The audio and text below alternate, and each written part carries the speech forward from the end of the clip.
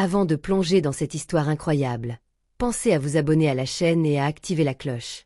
Ici, chaque récit a quelque chose à dire, et vous ne voudrez pas en manquer un seul. C'était au cœur de la Californie, là où les vagues de l'océan Pacifique viennent embrasser doucement les plages dorées, que se dressait un hôtel 5 étoiles à la réputation internationale, The Grand Shoreline Resort. Ce n'était pas qu'un simple lieu de séjour, c'était un monde à part. Un temple du luxe moderne, avec ses fontaines de marbre blanc, ses sculptures abstraites à plusieurs millions de dollars, et son personnel formé à l'art d'être présent sans jamais exister vraiment. Les fleurs à l'entrée, des orchidées importées de Thaïlande et des pivoines blanches venues de Kyoto diffusaient un parfum délicat mais entêtant, un parfum qui coûtait, littéralement, plus cher que le salaire mensuel d'un caissier ou d'un ouvrier. Ici, on ne marchait pas, on glissait. On ne parlait pas fort, on murmurait. Tout était esthétique, codifié, parfait en surface, mais froid. Les clients, riches. Tres riches. Acteurs d'Hollywood, PDG en quête de repos, familles fortunées qui considéraient le monde comme un décor secondaire à leur vie bien huilée. Ils portaient des lunettes noires même à l'intérieur, et des montres dont le tic-tac ne comptait pas les secondes, mais les zéros sur leur compte bancaire. Beaucoup d'entre eux étaient célèbres. Tous, ou presque, étaient distants. Parmi eux, ce week-end-là, se trouvait Elliot Morgan. Âgé de 47 ans, Elliot était un géant de l'industrie technologique. Fondateur de Morgan Tech Industries, il avait bâti un empire sur l'innovation, la précision et le contrôle. On le surnommait le cerveau de la Silicon Valley, mais peu savaient qu'il passait plus de temps à parler à ses algorithmes qu'à des êtres humains. Grand, élancé, toujours impeccablement vêtu de costumes taillés sur mesure, il ne souriait jamais sans raison. Même en vacances, il portait des mocassins de cuir et une montre connectée dernier cri. Il consultait ses mecs entre deux gorgées d'eau minérale importée, et son regard balayait chaque pièce comme un scanner. Il avait tout, jet privé, résidence à Dubaï, Tokyo et Monte-Carlo, partenariat avec la NASA. Mais pas la paix intérieure. Dans le silence de ces nuits, il y avait ce vide que ni l'argent, ni la gloire ne comblaient. Il était là, ce week-end, non pour faire du networking ou du golf, mais pour tenter de renouer avec ce qui lui échappait depuis des années, son fils. James Morgan, 10 ans, était un enfant doux, silencieux, fragile. Atteint de paralysie cérébrale depuis sa naissance, il se déplaçait dans un fauteuil roulant. Ses gestes étaient lents, ses bras parfois pris de mouvements involontaires.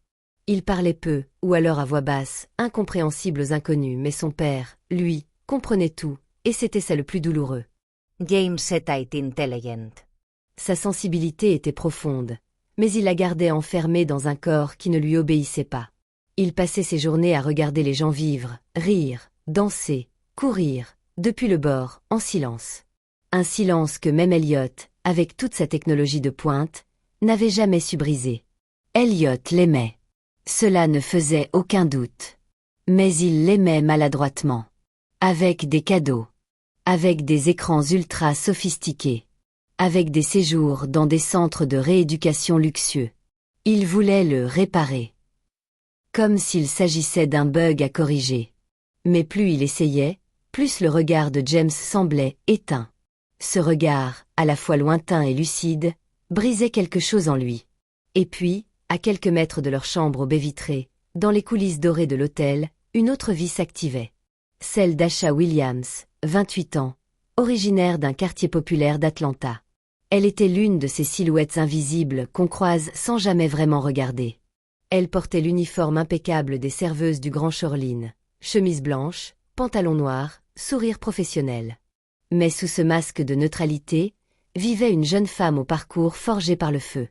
Asha avait perdu sa mère à 14 ans, élevé ses 2 jeunes frères, travaillé jour et nuit tout en poursuivant des études qu'elle n'avait jamais pu terminer.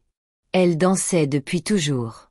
Pas sur scène. Non, la scène était un rêve trop cher, mais dans sa cuisine, dans les rues, dans les couloirs déserts du personnel. La danse était son souffle, sa manière de dire au monde qu'elle était encore là. Elle servait avec grâce, elle écoutait avec discrétion, et surtout, elle voyait ce que d'autres ignoraient. Elle avait le don rare de sentir la douleur cachée derrière les sourires riches et les regards vides. Chaque soir, elle observait les clients comme des ombres glissant sur le parquet en acajou.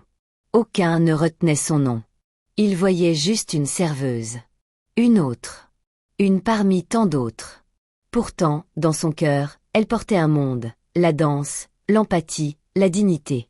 Elle n'était pas née pour être invisible. Et ce soir-là, justement, tout allait basculer. Le soleil déclinait lentement sur l'horizon californien, projetant ses derniers rayons dorés sur la baie vitrée du Grand Shoreline Resort. Le ciel s'était teinté de nuances roses, orangées et lavandes, comme si le monde lui-même retenait son souffle. À l'intérieur du restaurant, l'ambiance était feutrée, élégante, presque irréelle. Des bougies vibraient légèrement sous la brise marine, des verres en cristal tintaient discrètement, et un petit groupe de musiciens, installé près de la terrasse, jouait un air de jazz lent, teinté de nostalgie et de tendresse. Le restaurant était comble.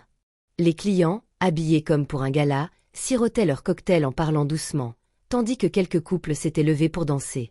Le parquet ciré brillait sous les pas des élégants.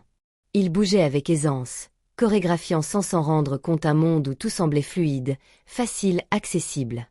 Mais dans un coin discret de la salle, juste derrière une grande plante en pot, James Morgan observait. Immobile dans son fauteuil, les yeux écarquillés, il suivait chaque mouvement avec une intensité douloureuse. Ses mains posées sur les accoudoirs tremblaient légèrement, et ses lèvres remuaient, sans qu'aucun son ne sorte. Son regard n'était pas vide. Il était plein. Plein d'un désir muet. D'un rêve contenu. Il ne demandait rien. Il n'osait même pas espérer. Il savait, à seulement 10 ans, ce que c'était que d'être invisible. Dans ce monde-là, où tout le monde bougeait vite et brillait fort, il n'était qu'un obstacle que l'on contournait. On le regardait à peine. Et on ne l'invitait jamais. Sauf Asha. Elle servait une table d'un groupe de retraités bruyants venus fêter un anniversaire. Son plateau était encore chargé de coupes de champagne lorsqu'elle croisa le regard de James. Ce regard-là la transperça. Il disait tout sans un mot, « J'aimerais être là. J'aimerais danser. J'aimerais qu'on me voie. Juste une fois. » Le monde s'arrêta pour elle. Le champagne pouvait attendre. Doucement, avec la grâce de quelqu'un qui sait que chaque geste peut changer une vie, elle posa son plateau sur une table vide. Puis elle s'approcha de James. Pas trop vite, pas trop lentement. Elle se mit à sa hauteur, s'agenouilla, et leva les yeux vers lui comme on regarde un roi, ou mieux, un ami. « Hey, prince !» murmura-t-elle avec un sourire qui n'était ni professionnel ni forcé.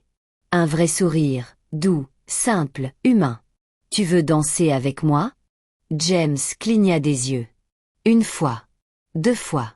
Il obrit la voce, la referma. Son visage s'illumina d'un éclat qu'on ne lui avait jamais vu. Il ne savait pas comment répondre. Il n'avait jamais eu à répondre à ce genre de questions. Mais ses doigts tremblaient. Non de peur. De excitation. Asha comprit.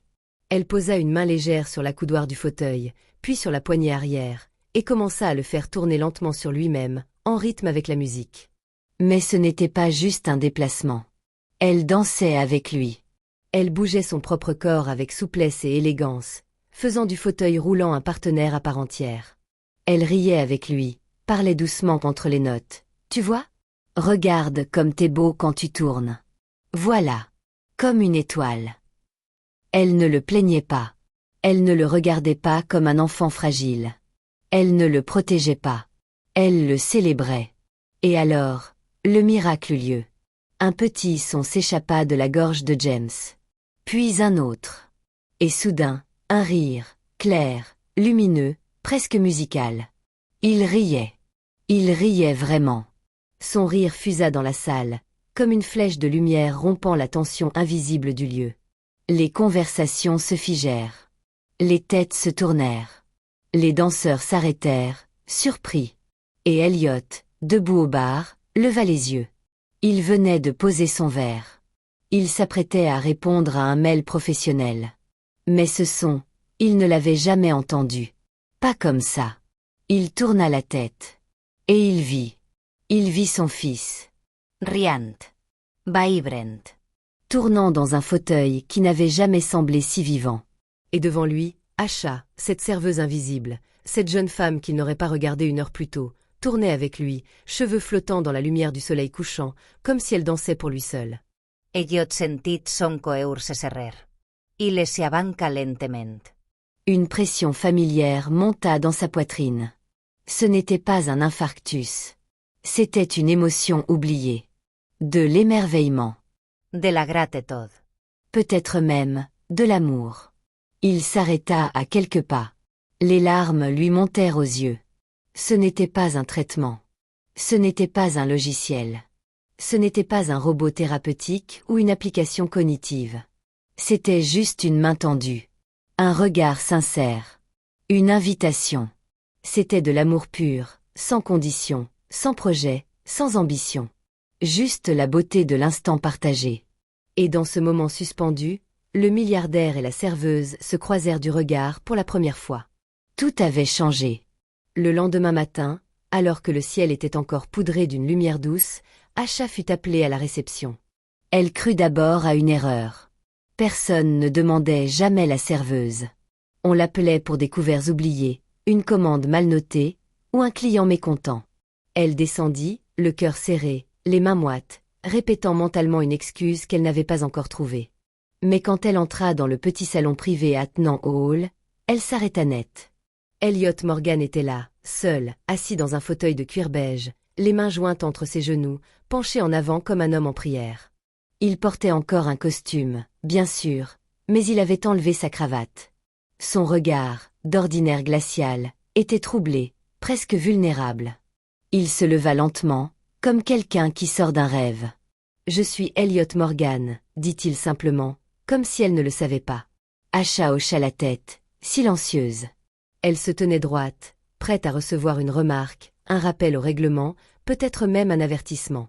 Mais ce qu'il dit la désarma totalement. « Vous avez fait rire mon fils hier soir », dit-il d'une voix calme mais chargée d'une émotion contenue. « Et moi, vous m'avez fait pleurer. » Asha sentit un frisson la traverser. Elle n'était pas habituée à ce genre de reconnaissance. Elle baissa les yeux, troublée. Aucun mot ne lui vint. Il poursuivit, les yeux fixés sur elle, avec une intensité nouvelle. « Je veux vous proposer quelque chose. Une idée qui me hante depuis cette nuit. Et j'ai besoin de vous pour la réaliser. » Elle le regarda, les sourcils légèrement froncés, curieuse, méfiante. « Je veux créer une fondation, » dit-il, au nom de James. Pas une fondation médicale. Pas un institut clinique. Quelque chose d'autre. Quelque chose de vivant. Il fit une pause, cherchant ses mots, comme s'il les sculptait au fur et à mesure. Je veux que cette fondation offre aux enfants comme James des moments comme celui que vous lui avez offert hier. Des moments de danse, de musique, de théâtre. Des instants de lumière. De connexion. De joie pure. Sans diagnostics. Sans protocole. Juste, la viernes. Il inspira, profondément.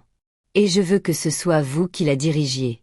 Asha recula d'un pas, comme si on venait de lui offrir un monde entier. Moi ?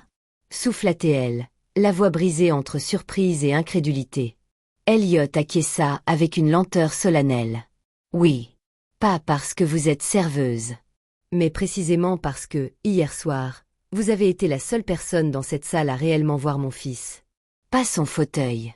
Pas son handicap. Pas ses limites. Vous avez vu. James. Un long silence suivit. Le genre de silence qui marque les moments de bascule, les vérités irréversibles. Puis Asha, les larmes aux yeux, hocha doucement la tête. Alors, faisons-le, murmura-t-elle. Quelques mois plus tard, la fondation James S. Light ouvrit ses portes dans un ancien théâtre rénové de San Diego, baigné de lumière naturelle et de couleurs vives. Les murs étaient décorés de dessins d'enfants, de citations inspirantes, de photos de moments partagés. Ce n'était pas un centre médical. C'était un sanctuaire de créativité. Asha, désormais directrice générale, avait troqué son uniforme d'hôtel contre des vêtements simples mais colorés. Elle se déplaçait dans les locaux avec la même énergie bienveillante que lorsqu'elle servait les clients, sauf qu'à présent, elle était vue, écoutée, respectée. Elle avait recruté des artistes, des thérapeutes, des éducateurs, et surtout, une armée de bénévoles au grand cœur. Chaque semaine, James venait. Il participait aux ateliers de percussion, aux séances de théâtre d'improvisation, aux danses en groupe adaptées aux enfants en fauteuil. Il riait. Il s'ouvrait. Il avait des amis. Il avait trouvé sa tribu. Et Elliot, lui aussi, avait changé. Il ne vivait plus dans les mails urgents et les vols transatlantiques. Il avait appris à être présent. à s'asseoir à côté de son fils sans parler, à écouter ses silences, à partager ses sourires. Il n'achetait plus de solutions. Il offrait du temps, de la tendresse, et parfois, maladroitement, de la danse. Un jour, lors d'une conférence de presse à l'occasion du premier anniversaire de la Fondation, un journaliste leva la main. Monsieur Morgan, vous êtes l'un des hommes les plus puissants de la Silicon Valley. Vous avez investi dans la santé, l'intelligence artificielle, les technologies futures. Qu'est-ce qui vous a fait changer de cap, au point de créer une fondation aussi humaine, aussi simple? Elliot jeta un regard furtif à Asha, debout à ses côtés, tenant la main de James. Il sourit, humblement. Une serveuse, répondit-il. Et une danse.